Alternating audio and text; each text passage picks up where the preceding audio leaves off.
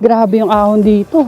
Pero takbuhan ko 5 yung gradient, 14, 16, 18. Grabe ang kunat.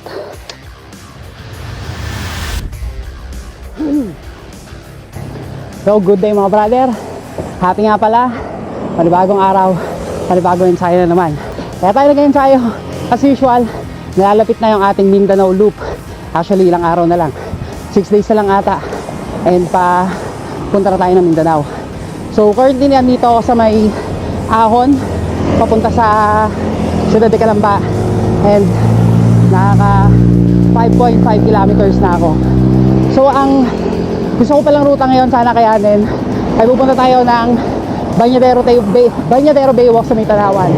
So ito yung pinakamabilis sa ruta, and ito dahil yung may mga napakaraming ahon. So tara, let's go. Ahon tayo. Grabe, dire-diretso yung ahon. 8 yung gradient, 8%. Pero nakatsaga naman, konti na lang matatanaw na natin yung arko ng Ciudad de Calamba. Grabe, hindi Tagay tayo. Grabe, napagod. Uy, rumble strips. Time check, alas 2 ng hapon. Naka 12 kilometers na tayo. And eto, andito tayo ngayon sa marker ng Bunggo.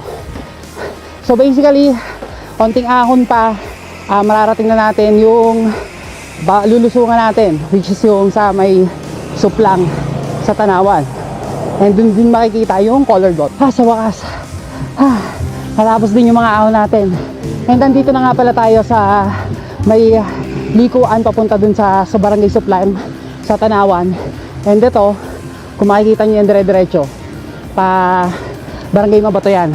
Pero liliko na tayo dito sa kaliwa kasi pupunta tayo ng Bañadero Baywalk. Malapit na pala tayo sa colored wall, and malalaman nyo lang bakit colored wall kasi ganito ang itsura nya. Ganda, no? Matindi-tindi din to, kaya ingat kayo sa paglusong dito. Pero buti na nga naayos na yung kalsada dito kasi nung nakaraan, ano talaga to, malubak. Maikli lang naman to kung tutuusin, matarik lang talaga, lalo na yung dulong yon. Sarap magbike, ang sarap lumusong. Ang dinadaanan pala natin ay Barangay Sulpok sa Tanawan, and then after nito yung isang lusong naman na mahaba, Barangay Trangka naman yon. Nandito na pala tayo mga brother sa Barangay Trangka, and napakahabang lusong nito hanggang makalabas tayo dun sa main highway papunta ng Bañadero Baywalk. Eto na, umpisa na ng lusong. Napakasarap, lusong kong lusong.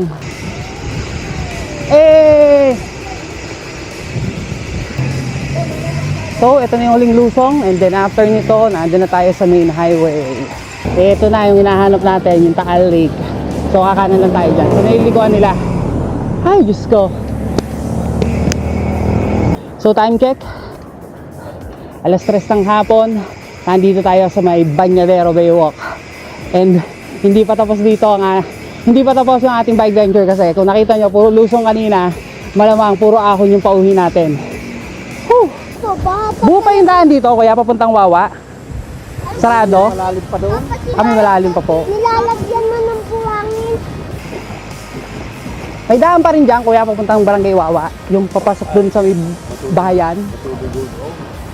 Malalim po tubig sa bandaron. Kasi alam ko, may daan dito, yung bahayan. So makikita natin ngayon if lubog. Pag lubog, balik tayo. Pag hindi, didiretso tayo. Ang lalim.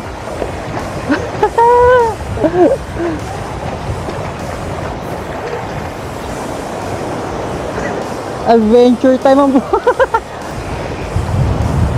adventure time.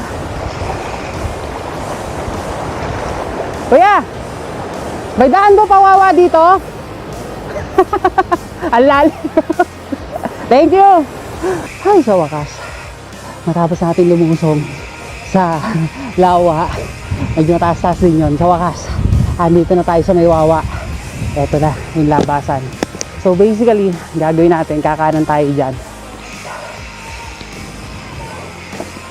Hindi kalmado ang lawa ngayon. Oh, grabe pala yung nangyari dito. Matindi ang nangyaring bagyo dito kung ganito yung itsura ng Wawa. So yun nga mga brother, nakita ko may nakalusong na motor doon kanina. So hindi uubra. Malalim. Ugutom pa naman ako. Gusto kong maglomi. So yun mga brother, hindi tayo natuloy sa ating Wawa adventure. Kasi kita nyo naman yung estado ng baywalk nila. Talagang devastated. Nung bagyo ng Christine. Feeling ko Christine pa yun eh.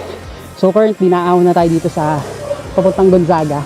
And time check, 3:36. And nakaka 32 kilometers na tayo. 33 kilometers. And ahon na to. So tapos na tayo. Dun sa unang ahon. Grabe yung nakita kong gradient doon. 21%. So ito, approaching na tayo sa pangalawa. Grabe yung ahon dito. Tinatakbuhan ko 5 yung gradient 14, 16, 18. Grabe ang kunat. Sa wakas natapos na yung ahon. May bagyang lusong. Laspag na ako dun. Grabe, sobra.